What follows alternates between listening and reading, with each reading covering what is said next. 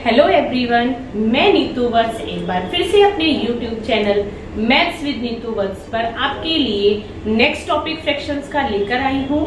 आज का जो हमारा टॉपिक है वो है how to convert a fraction into simplest form, कि हम एक फ्रैक्शन को सिंपलेस्ट फॉर्म में कैसे करते हैं। ठीक है, इसके भी देखो करने के मैं आपको दो मेथड बताऊंगी, जो आपको इजी लगे वो आप पिक कर सकते हैं। ठीक है, चलिए लेट्स स्टार्ट। सिंपलेस्ट फॉर्म, हमें एक फ्रैक्शन गिवन है, उस फ्रैक्शन को हमें सिंपलेस्ट फॉर्म में करना है। ठीक है, तो सबसे पहले हमें जैसे गिवन है 36 और 24। अब 36 और 24 जो हमारे पास है, हमें उसको या तो देखिए हम डायरेक्ट कर सकते, जो हम डायरेक्ट भी इसको कैंसिल आउट कर सकते हैं तो सिंपलेस्ट फॉर्म में हो जाएगा। तो वो हमें कि जब हमें शॉर्टकट अपना करना हो तो हम उस तरीके से यूज कर लेते हैं, पर जब हम छोटी क्लासेस में जैसे बच्चे करते हैं तो उन्हें ट्रेडिशनल मेथड फॉलो करना होता है। ठीक है, तो अगर मैं पहले एक मेथड की बात करूँ, उसमें क्या है कि हमें एक टेबल से दो नंबर कैंसिल करने होते हैं। फॉर एग्जाम्पल 6 हमें पता है, 6 से दोनों कैंसिल हो जाएंगे, 12 से भी हो जाएगा, है ना। जैसे 12 से कर लेते हैं हम, 12 3 36, 12 2 24, 3/2। अब ये और आगे कैंसिल आउट नहीं हो सकते हैं। ठीक है, और आगे कैंसिल आउट हो ही नहीं सकते, तो ये इसकी सिंपलेस्ट फॉर्म आ गई। एक तो ये मेथड होता है। दूसरा जो हम ट्रेडिशनल मेथड फॉलो करते हैं, उसमें क्या होता है कि जो भी हमें न्यूमरेटर और डिनोमिनेटर है दोनों, उसका हम क्या निकालेंगे, HCF, उन दोनों का HCF। अब 36 और 24 दोनों का HCF हमें निकालना है। ठीक है, 3 3 9, 3 1 अब इसे करते हैं 2 1 2, 2 2 4, 2 से हमने किया 2 6 12, 2 3 6, 3 1 6।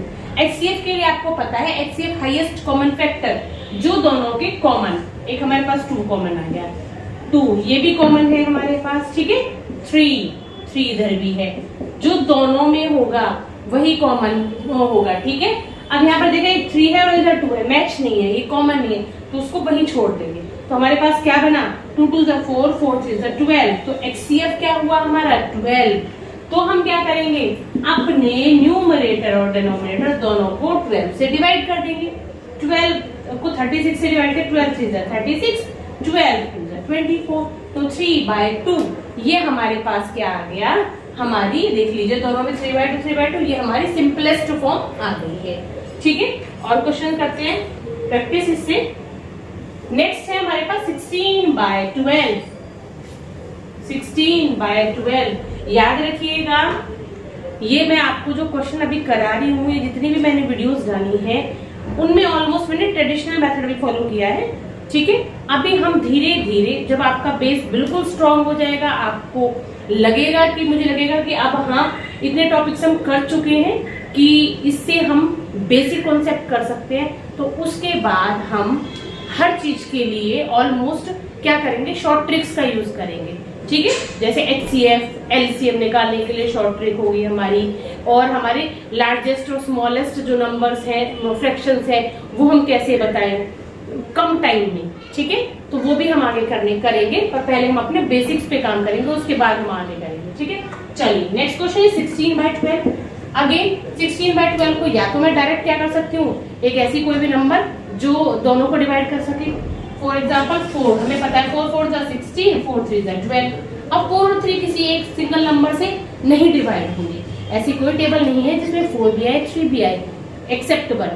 ठीक है, तो 4/3, इट मीन्स ये आगे कैंसिल आउट नहीं होगा, तो ये इसकी सिंपलेस्ट फॉर्म है। और दूसरा क्या मेथड है हमारा, जो हम ट्रेडिशनल मेथड फॉलो करते हैं, कि 16/12 है, हम 16 और 12 का क्या लेंगे, HCF।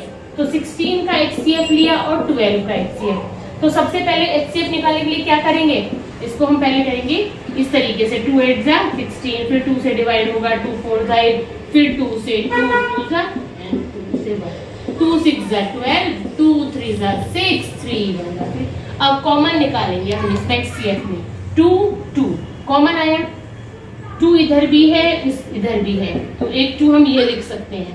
और हमने देखा बस, अब इधर 2 2 है, इधर 3 है, तो अब इसमें कोई भी और कॉमन पार्ट नहीं है। It means 2 2 4। इट मीन्स हमें इस बार किससे डिवाइड करना पड़ेगा, 4 से। 4 4 16, 4 3 12। तो 4/3 आपके सिंपलेस्ट फॉर्म है। हम इसको और आगे सिंपलेस्ट फॉर्म में नहीं कर सकते और कैंसिल आउट नहीं कर सकते। दो मेथड कौन कौन से थे? पहला कि कोई भी एक ऐसा नंबर जो दोनों को डिवाइड करता है ना। तो जैसे हमने इसमें लिया 4 4 16, 4 3 12। अब ऐसा कोई नंबर नहीं है कि जो 4 और 3 दोनों को डिवाइड करता है, इसीलिए ये इसकी सिंपलेस्ट फॉर्म होगी। इससे ज्यादा कैंसिल आउट नहीं कर सकते।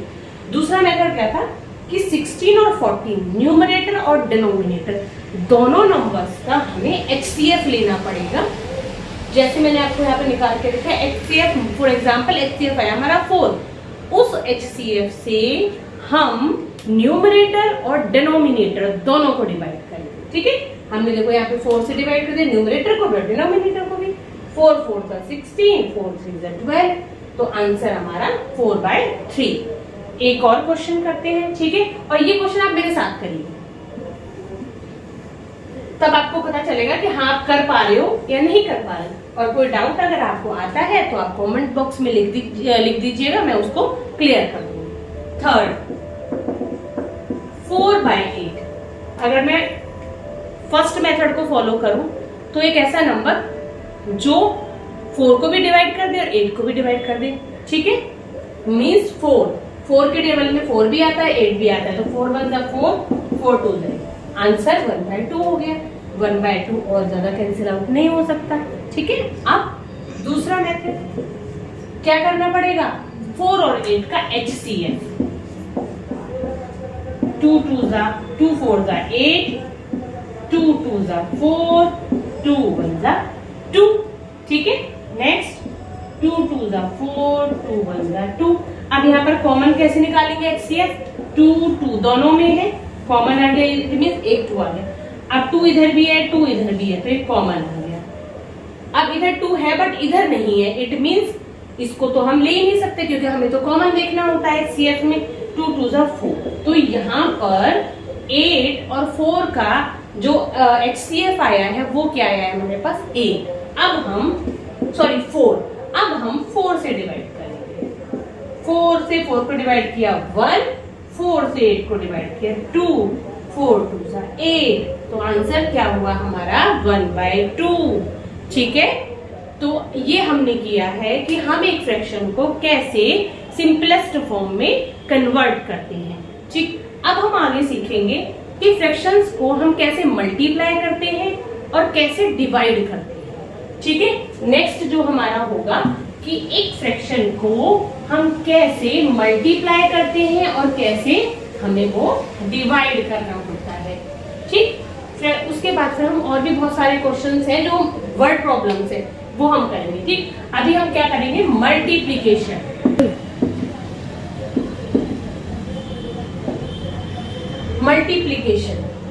मल्टीप्लिकेशन करेंगे हम। अगर हमारे पास कोई फ्रैक्शन है तो उसको हमें कैसे मल्टीप्लाई करना है। अब मल्टीप्लाई करने के लिए हमें क्या करना है कि अगर न्यूमरेटर और डिनोमिनेटर दोनों नंबर्स, न्यूमरेटर और डिनोमिनेटर दोनों नंबर्स कैंसिल आउट अगर होते हैं तो कैंसिल आउट कर देना है, और अगर कैंसिल आउट नहीं होते तो क्या करना है? हमें मल्टीप्लाई। और मल्टीप्लाई कैसे? न्यूमरेटर से न्यूमरेटर, डिनोमिनेटर से डिनोमिनेटर की मल्टीप्लाई। तो सबसे पहले चेक करते हैं क्या ऐसा कोई नंबर है जिससे हम न्यूमरेटर और डिनोमिनेटर दोनों को कैंसिल आउट कर दें। अब हमने देखा 2 8। हाँ, एक बात और, ऐसे कभी भी कैंसिल आउट मत करना। कुछ बच्चे न्यूमरेटर से न्यूमरेटर को कैंसिल कर देते हैं और डिनोमिनेटर को डिनोमिनेटर से, तो ये नहीं करना। आपको क्या करना है? न्यूमरेटर से डिनोमिनेटर को और डिनोमिनेटर से न्यूमरेटर को। ठीक है, ऊपर नीचे कैंसिल आउट होगा, इस तरीके से सामने नहीं होता है। अब हमने देखा 2 और 8 दोनों आपस में कैंसिल आउट होते हैं, 4 और 8 भी हो जाएगा। तो ये आपकी चॉइस है, किसी को भी कर सकते हैं। 2 1 2, 2 4 कैंसिल आउट हो गया। अब हमने देखा न्यूमरेटर में 4, डिनोमिनेटर में 4, ये आपस में कैंसिल आउट हो रहे हैं। 4 से 4 गया, 4 1 4, 4 1 4। अब न्यूमरेटर में हमारे पास क्या बचा? 1 1। डिनोमिनेटर में 3 1। अब हम करेंगे numerator to numerator multiply. 1 × 1 is 1, 3 × 1 is 3, तो आंसर आ गया आपका 1/3। ठीक है, एक और क्वेश्चन करते हैं।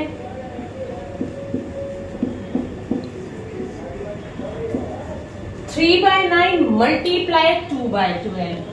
अब देखिए, क्या न्यूमरेटर और डिनोमिनेटर कोई आपस में कैंसिल आउट हो रहे हैं या नहीं? बिल्कुल हो रहे हैं। कौन कौन सा हो रहा है? देखो, 2 और 12 आपस में, 2 और 12 कैंसिल आउट हो रहे हैं, 3 और 9 भी हो रहा है, 3 और 12 भी हो रहा है। तो हम किसी भी नंबर को पिक कर सकते हैं, बस न्यूमरेटर और डिनोमिनेटर दोनों आपस में ऊपर नीचे कैंसिल आउट होनी चाहिए। ठीक है, तो हम कर लेते हैं 3 1 3, 3 3 9। ये आपको इस तरीके से लिखना है। ठीक है, अब हमने देखा 2 12 भी आपस में कैंसिल आउट हो रहे हैं, 2 1 2, 2 6 12। अब 3 और 6 को क्या मैं कैंसिल कर दूं? 3 और 6 को नहीं। क्यों? क्योंकि डिनोमिनेटर से डिनोमिनेटर कैंसिल नहीं होता। न्यूमरेटर और डिनोमिनेटर ऊपर नीचे क्रॉस में इस तरीके से हमें कैंसिल आउट करना होता है। अब क्या करें? न्यूमरेटर से न्यूमरेटर की multiply, denominator to denominator, means 1 × 1 is 1, और यहाँ पर क्या रहेगा? 6 और 3, 3 6 18। Answer is 1/18। ठीक है, इस तरीके से हमें इसको करना है। एक और क्वेश्चन,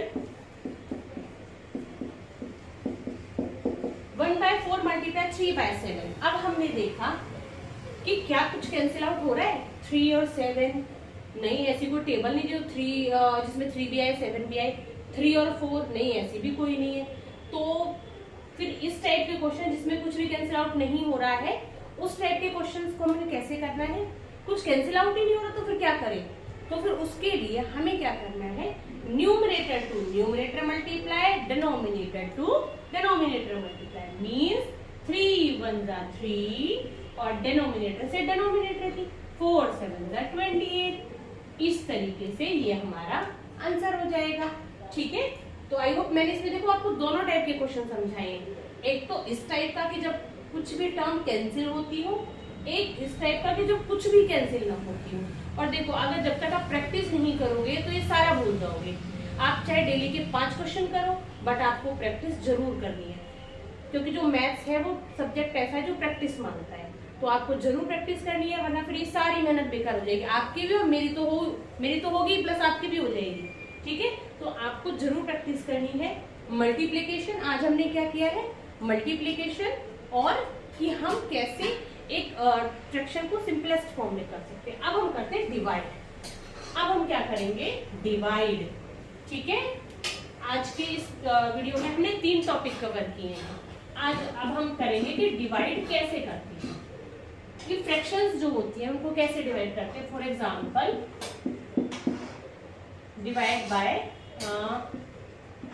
2/5, 3/7 डिवाइडेड बाय 2/5। हमें उसमें डिवाइड में क्या करना होता है? जो ये वाली हमारी टर्म है ये एज इट इज आएगी, जो ये टर्म है ये एज इट इज आएगी, और डिवाइड जो है उसको कन्वर्ट करेंगे हम मल्टीप्लाई में। डिवाइड को कन्वर्ट करेंगे मल्टीप्लाई में, ये डिवाइड करने का रूल होता है। ठीक है, डिवाइड को हम मल्टीप्लाई में कन्वर्ट करेंगे, और जो डिवाइड के बाद जो ये फ्रैक्शन है इसको हम क्या करेंगे? इसका करेंगे रेसिप्रोकल। अभी रेसिप्रोकल क्या होता है? रेसिप्रोकल बता देती हूँ। जैसे 1/3 इसका उल्टा कर देंगे हम, मीन्स 3 ऊपर और 1 नीचे, ये रेसिप्रोकल होता है। तो 2/5 का रेसिप्रोकल क्या हो जाएगा? 5/2। क्या है डिवीजन का रूल? एक फ्रैक्शन, 2 फ्रैक्शन हमें दी हुई है, हमने पहले इसको एज इट इज लिखना है, इसको कोई चेंज नहीं करना है। ठीक है, अब डिवाइड के साइन को किस में कन्वर्ट कर देना है? मल्टीप्लाई में। तो डिवाइड को हमने किस में कन्वर्ट किया? मल्टीप्लाई में। ठीक है, चलो अब क्या करना है बताओ। अभी मैंने क्या बताया था कि जो हमारा ये वाली टर्म है इसका हम करेंगे रेसिप्रोकल। तो 2/5 का हमने कर दिया 5/2। अब सेम ये तो क्वेश्चन ऐसे ही बन गया जैसे हमने अभी अभी किया था। अब ये तो आपको आता है ना। अब इसमें क्या करना है? अब चेक करो क्या कुछ कैंसिल आउट हो रहा है? 2 और 5, 3 7, या 7 5 या 3 2, किसी भी एक टेबल में ये नंबर आ रहे हैं? नहीं आ रहे हैं। तो अब क्या करें?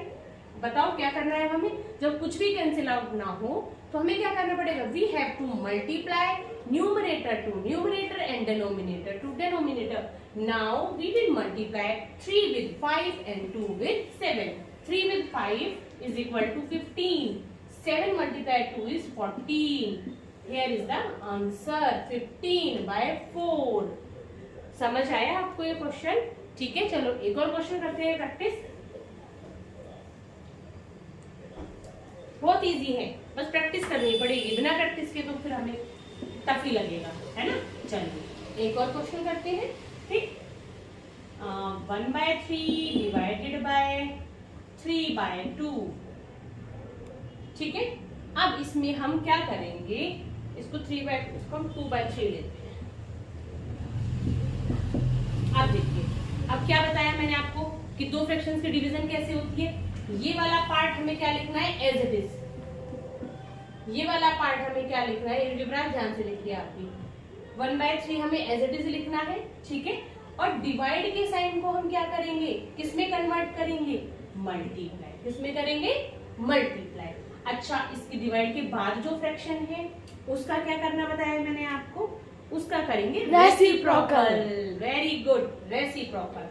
अब 2/3 का रेसिप्रोकल क्या आएगा, 3/2। ये हमने चेंज कर दिया, 3 2 नीचे, ठीक है।